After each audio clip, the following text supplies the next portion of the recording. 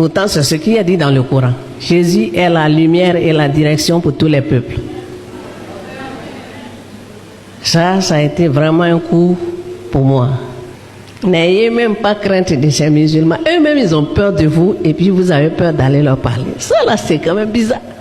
Vous avez l'Esprit de Dieu en vous. Le grand Dieu vous accompagne dans tout ce que vous faites et puis vous les craignez. Ils ne peuvent pas toucher quelqu'un si Dieu n'a pas voulu. Vous savez ça. Personne ne peut te faire quelque chose tant que Dieu n'a pas ordonné. Amen. Alors, le défi pour l'église de Côte d'Ivoire, les peuples non atteints, c'est un défi qui vous est lancé, qui m'est lancé. Mais on va relever le défi parce que le Seigneur est avec nous. Qu'est-ce que l'islam? L'islam, c'est une langue, la langue arabe. Les musulmans disent que le jugement va se faire en arabe. C'est eux qui disaient. L'islam, c'est la langue arabe. L'islam, c'est le pèlerinage à la Mecque. La première mosquée importante, c'est la Kaaba. Et la deuxième mosquée, c'est la mosquée d'Al-Aqsa à Jérusalem, à la place du temple de Salomon. La Kaaba, là, c'était rempli d'idoles. 365 idoles étaient dedans. Une idole par jour. Voici le lieu de l'adoration des musulmans. 365 idoles étaient contenues dedans, une idole par jour. C'est ça qui est la plus grande mosquée. Vas-y comprendre quelque chose. L'islam, c'est un engagement qui a pour base le credo de l'islam. Le credo de l'islam, c'est ça la base de l'islam. Ça dit La ilaha illallah, Muhammad Rasulullah. Ça veut dire qu'il y a de Dieu qui est Allah seul, Mohammed et son prophète. Il ne faut même pas craindre, ne dit même pas le sang de Jésus pour ça. Le sang de Jésus est précieux pour être dit dans ça. Allah n'est pas Dieu, c'est une idole qu'ils ont enlevée dans la Kaaba. Et donc, une idole n'a aucun pouvoir sur aucun enfant de Dieu. Alléluia. Moi, je dis que c'est Jésus, le roi des rois, le Seigneur des seigneurs, le Dieu tout-puissant, le seul qui sauve. En dehors de Dieu, il n'y a point d'autre Dieu. L'islam est une culture.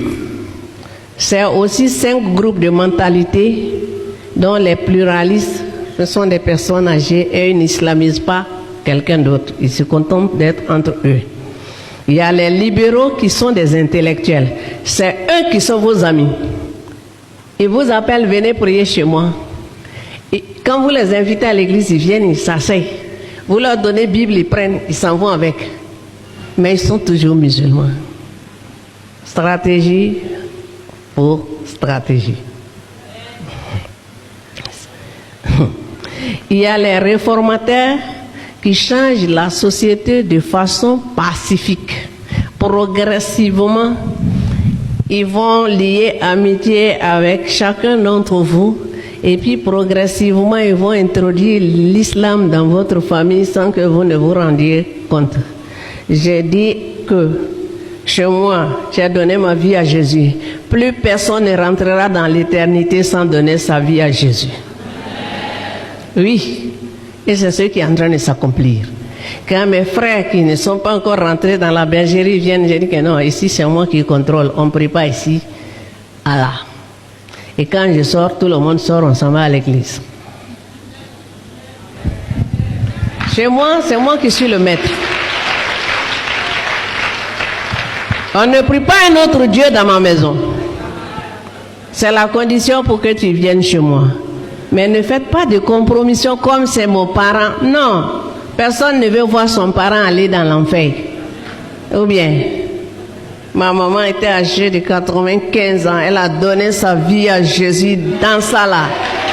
Elle est rentrée dans l'éternité, ça fait 1 an. Elle s'est couchée en train de donner les ordres à ses enfants. Et puis elle est partie sans qu'on ne sache qu'elle est partie. Donc, pas de compromission. Jésus est Seigneur, on doit le proclamer haut et fort à notre famille et à tout ce qu'on connaît. Il y a à côté des réformateurs qui sont pacifiques, les révolutionnaires ou les intégristes. C'est eux-là que vous connaissez seulement. Ils imposent la loi islamique aux nations par la force. La charia, si tu voles, on coupe ton bras. Si il y a une situation d'adultère, on va aller enterrer maintenant la femme là jusqu'ici et puis on la lapide. Mais comme elle a fait adultère la seule, il y a aussi les traditionalistes, eux là aussi sont bien connus. Ils utilisent le Coran à des fins occultes. C'est dans ce groupe-là vous trouvez les marabouts, les charlatans et tous les qu'est-ce qu'il y a. Donc dans l'islam, il y a beaucoup de facettes. Qu'est-ce qu'il faut pour annoncer l'évangile aux musulmans? Vous avez entendu les chiffres. Il faut naître de nouveau. Jean 3, 1 à 8. Pour annoncer l'évangile aux musulmans, si tu n'es pas né de nouveau, tu ne peux pas. Non, il faut naître de nouveau. Il faut avoir une vie de prière intense et sincère. 1 Thessaloniciens 5, 17. Il faut avoir le Saint-Esprit comme collaborateur. Jean 15, 5. Sans le Saint-Esprit, vous ne pouvez rien faire. Il faut avoir un bon témoignage. Jean 5, 14. Il faut être un intercesseur pour le salut des âmes. Il faut connaître la Bible. Josué 1, 8. Il faut connaître les prophéties concernant Jésus dans l'Ancien Testament et leur accomplissement dans le Nouveau Testament. Ésaïe 61, 1 à 3, Luc 4, 16 à 21. Il faut aimer le musulman sans hypocrisie. Je suis en train de parler maintenant à vous les jeunes filles qui voulez toujours vous marier. Même sans prière, vos noms sont écrits dans la Bible, donc Dieu a prévu un mari pour chacune d'entre vous. C'est pas la peine de dire que je vais l'amener à l'église pour le convertir. Personne n'a le pouvoir de conversion parmi nous ici. C'est Saint-Esprit qui convertit. On se marie à la maison. À la maison. On se marie à la maison. On dit de les aimer, mais il ne faut pas les aimer pour aller te trouver dans son lit là-bas. Non. Jésus ne t'a pas dit ça. Il faut avoir le fardeau des musulmans et il faut éviter à tout prix les discussions vaines. Parce que c'est les discussions là qui font qu'ils vous perdent le temps dans l'évangélisation. Ne pas discuter 2 Timothée 2, 23 à 24. Pas de débat. Pas de débat. On va s'arrêter là pour le moment. Et puis on aura le temps de continuer. Parce qu'il y a un rendez-vous de génération. Dans le rendez-vous de génération, tu fais partie, je fais partie.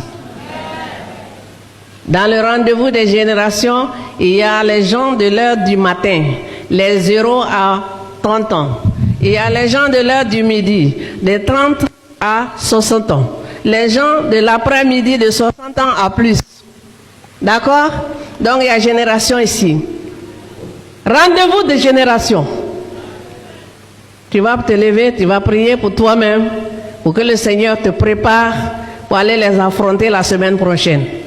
Et tu auras la victoire parce que Jésus a déjà la victoire avant que tu ne viennes dans cette salle.